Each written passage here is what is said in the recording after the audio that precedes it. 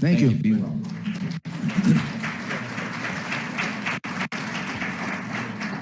I think we've lost Dr. Shiva. Okay. Next up, we have Mr. Bobby Pitton. If you would, please, Mr. Pitton, come up to the table here, announce your name, who you're with, give like just a 10 seconds of what you're going to show us. And if you can, we are running short on time, so brevity is our friend. Thank you very much. I'll try to go as quickly as possible.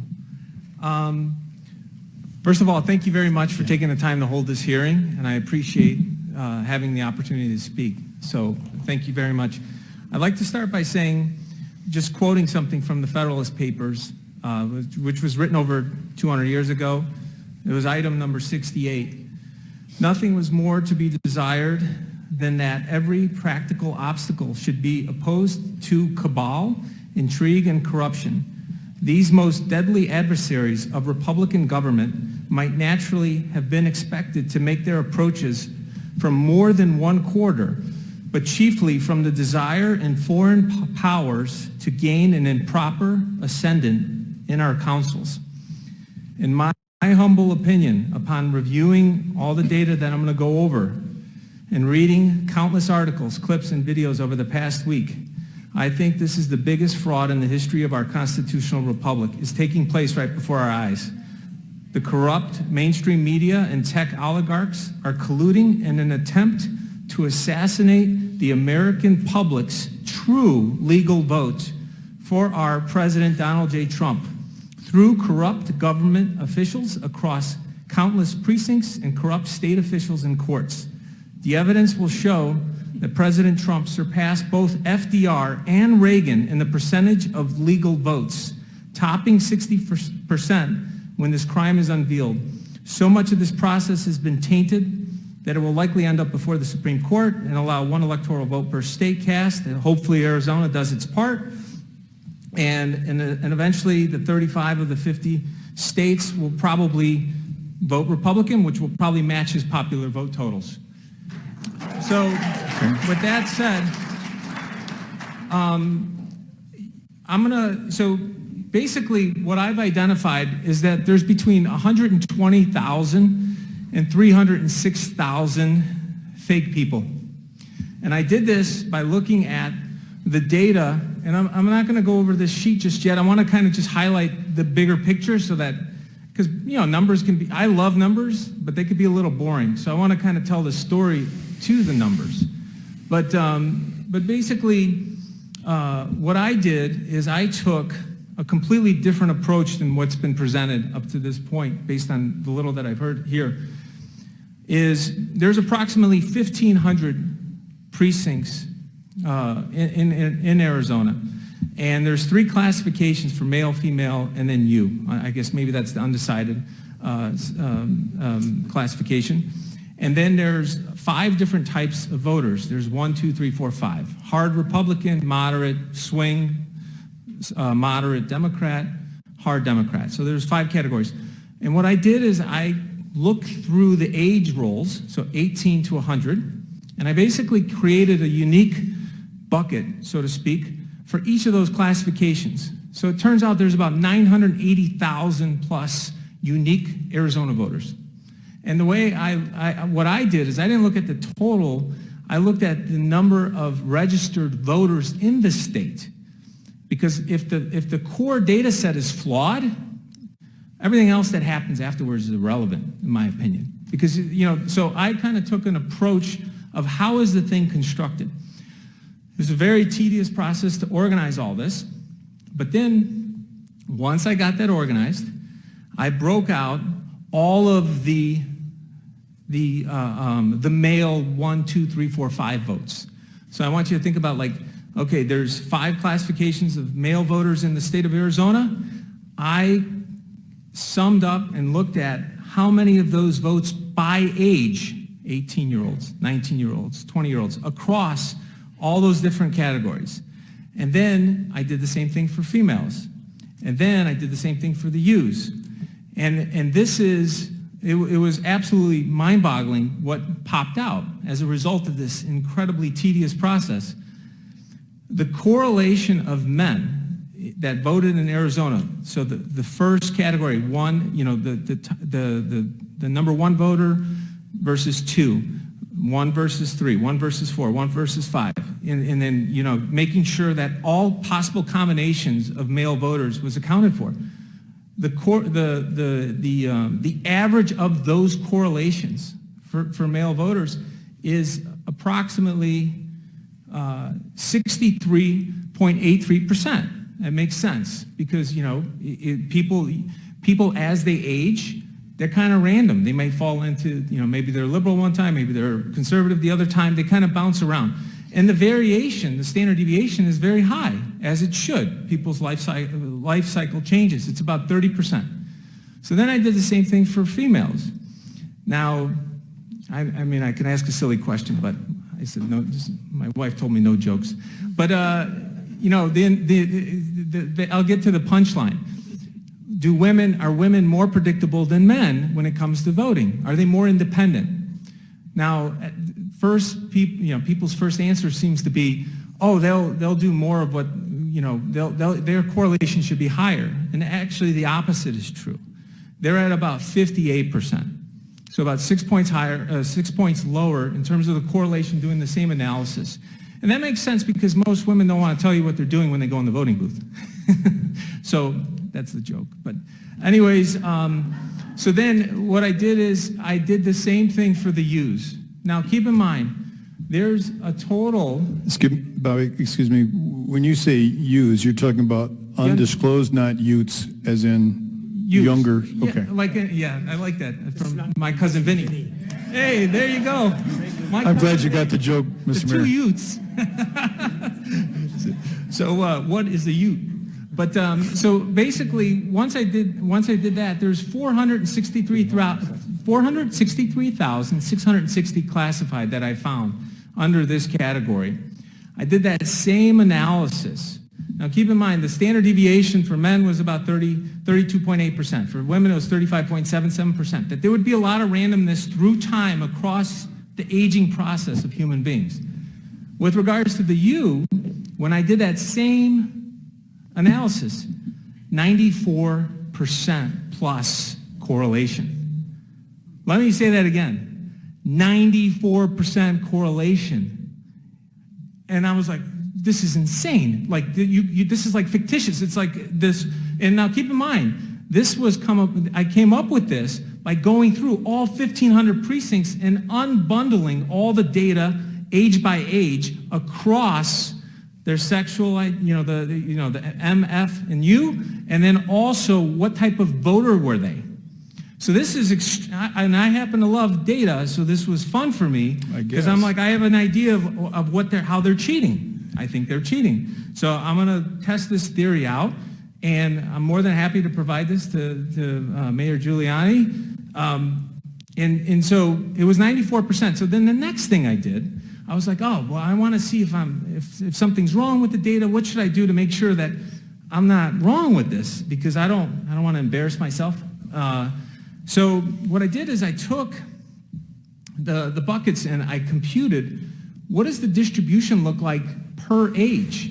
So like, okay, how many, when I look at, hold on a second here. When I look at the buckets, how many U's are there in the first type of voter, second, third, fourth, fifth? And what I found is there's about 14,000 across time, 14,225 and on the type 1 Republicans.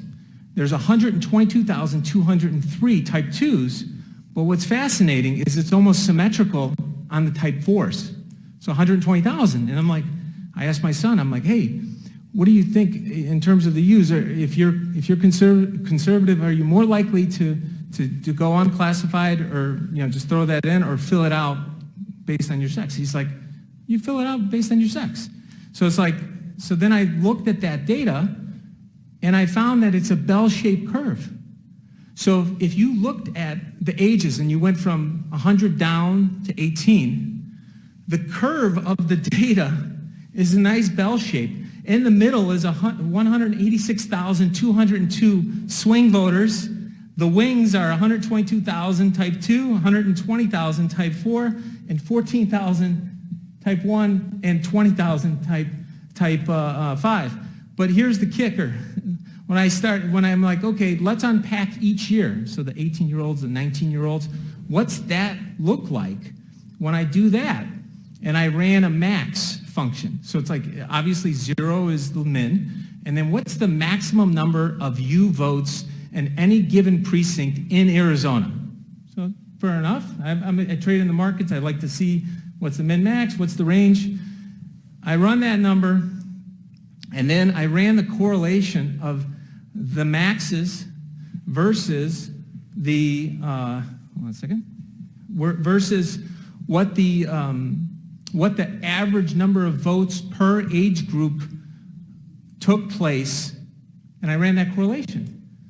And would you believe it? It's over 97%. So it's like, holy cow, I think I reverse engineered the algorithm that they're using to do these damn votes.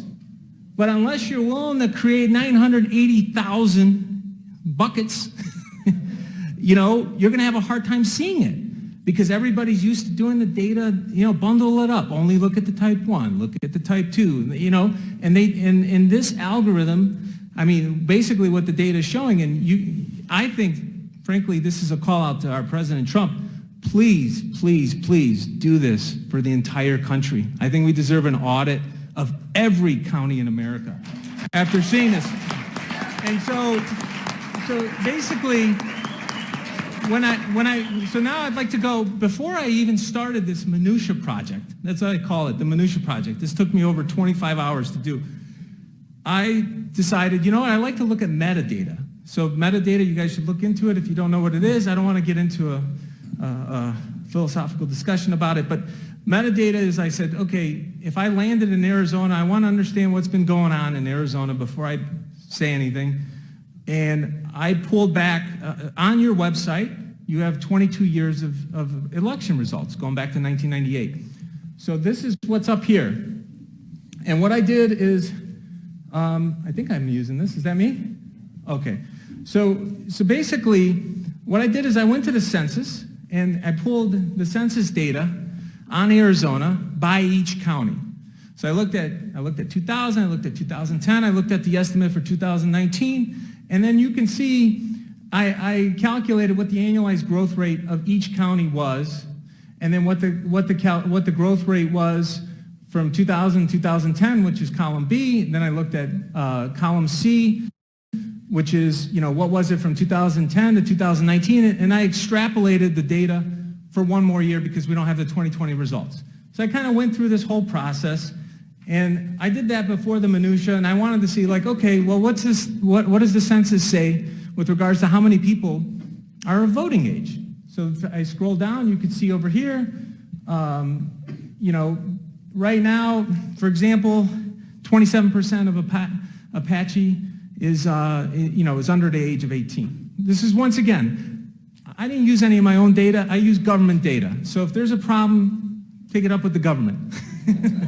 So basically, I computed what is the number of voters per year. Now, keep in mind, since the census doesn't come out every year, I had to fill in based on the annualized growth rate between each census and kind of adjust it accordingly, because I don't want to just spitball it. I wanted it to be tied to the math and make sure that each year filled out. So then from there, I went in and physically typed in all of the reported eligible voters each year.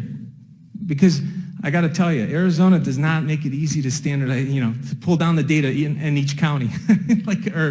Anyways, I had to go physically do this, which is time consuming, but I thought it was extremely important for what I was asked to do. So I did that, and then I did the reported ballots cast, and then I did that each year for each of the 2-year cycles, and then I typed in the number of precincts that were reported, and then as I kind of do that, I came up with reported eligible voters as a percentage of total population. Once I did that, registered eligible voters as a percentage of voting age population.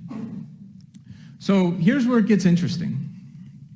So I kind of did that, and I'm like, okay, I concur with Dr. Shiva that I think voting fraud has been happening in this state and possibly nationwide much longer than the past 4 years. I'm looking at the data, and it looks as though it's going back to at least 2008. What are you guys going to do about it? I don't know. Okay. It's above my pay grade. So If we have any more of that, we'll ask to have you removed from the room. I've asked several times, please hold your comments. We've been okay with some applause, but the purpose of this hearing is to gather information. Let me be really clear about that. Mr. Pinton, if you can, I need to have you wrap this up within the next couple of minutes, okay? I will. I'll wrap it up right now. Can I grab one of these waters, though? Is that Beg okay? pardon? Is that? Yeah, help Thank yourself. you. So basically, what I did is I looked at the 2000 presidential election, 2004, 2008, and I looked at all the eligible voters, and that's in column S here, and I said, okay, how many eligible voters showed up to vote in those 3 presidential cycles? Then I tied it to 2008, 12, 16 as a pivot, and I said, wow, it went from 79% in Apache to 86.93%. But then the change from the average of 2008, 12, 16 presidential cycle went from 87% to 99% of all eligible voters in Apache voted in 2020 is what the data is. You know, that's how many registered voters there are. It's like, what? 99%? So since I'm in a little bit of a rush, I went through and did that for each of the counties and showed what the results look like in each respective presidential year, the 3 years, and then the off years to compare those two numbers. And the correlation, once again, the difference between those 2 years, if it's a presidential cycle versus a regular cycle, there's about an 88% correlation. That should give you some idea of how meaningful that 94% was. And so I went through and did that, and then I did the same thing with the ballots cast as a percentage of total population, ballots cast as a percentage of Arizona population. And a couple of things I want to highlight since I'm running out of time. The population of Arizona has gone up by about 1% per year in the past decade. The number of people voting per year has gone up by about 7% per year. Now that may not seem like a big deal, but if you had $100,000 and you invested it at 1% after a decade, you would have $111,000. Not bad. But if you had $100,000 and you invested it at 7% for a decade, you'd have $195,000. So it's like, wait a second, how is it that you have 95,000 versus 11,000? So when you look at the differential growth rates, that's how meaningful it is, that this has been occurring going back a decade, that it's almost like a little creep. They were, somebody was maybe cheating a little bit somewhere, and then they needed to cheat a little bit more, and then they needed to cheat a little bit more. And the reason why I say this is, being in the financial markets my whole career, Sarbanes-Oxley, remember that? Everybody remember WorldCom and Enron? They had to sign. The CFO and the CEO have to sign the financials, the 10K and 10Q, which is in force since the 33 and 1934 Securities Act. Guess who was exempted from that act? Counties and states. Maybe they should be not exempted anymore. If you're going to sign something when billions of dollars are on the line, we should believe in the data. We have the CEOs get clawed back. We get the CFOs jail time. So if you cheat, there should be repercussions. And the laws are on the books for this. All we have to do is, here, I'll give you an example. If you're a CEO of a company and it's worth $20 billion and there's a fraud internally and somebody steals $1 billion, if you don't prosecute them and you don't uncover it and investigate it, you're violating your fiduciary responsibility, you're going to get fired, you're going to get sued, and the investors are going to take you through the ringer. But for some reason in politics, that doesn't happen, which is mind-boggling, because this country's worth $100 trillion. This election about controlling $100 trillion of wealth in the United States is very serious business. And so this is one of the reasons, so I'm kind of wrapping it up here because I know you asked me to cut it short. Mr. Britton, can we do 60 seconds? 60 seconds. I think Mr. seconds. Giuliani may have a question Okay. for you. So the population of Arizona has gone up by 40% since 2000. The number of voters in 1998 in Arizona was 1.1 million. It's 3.2 million today. So it's like tripled, but the population's up 40%. Something's off. Thank you, sir. Mayor Giuliani? If you could just tell us in your, in the simplest way possible as an expert, what is your opinion as to the validity of the numbers that were certified today by the Secretary of State and the governor about this election? If I was an executive at a publicly traded company, I would never sign that because I risked jail time and having all my money taken from me in lawsuits. So to answer your question, I would never, ever have certified. I'd rather resign than have certified those results. So your professional opinion is that the numbers are fraudulent? I believe they're fraudulent based on the data. And my sister asked me a simple question this morning. She goes, how sure are you? And my sister's a pretty stubborn person like me. And I said, I'd be willing to put my life on it. I'm that sure about the analysis, assuming that the data that I got from the state and everything else was accurate. So, if you're giving me all inaccurate data from everywhere, then, that's my only caveat. And could you tell us your professional background, please? I'm a portfolio manager. I had my CFA since I was 23. I got my MBA from Kellogg in organizational design and strategy. I'm working on a financial engineering degree at the moment. I like math for fun. I believe we math can is see the that. language of the universe. Well, thank you very much. Okay. Very helpful.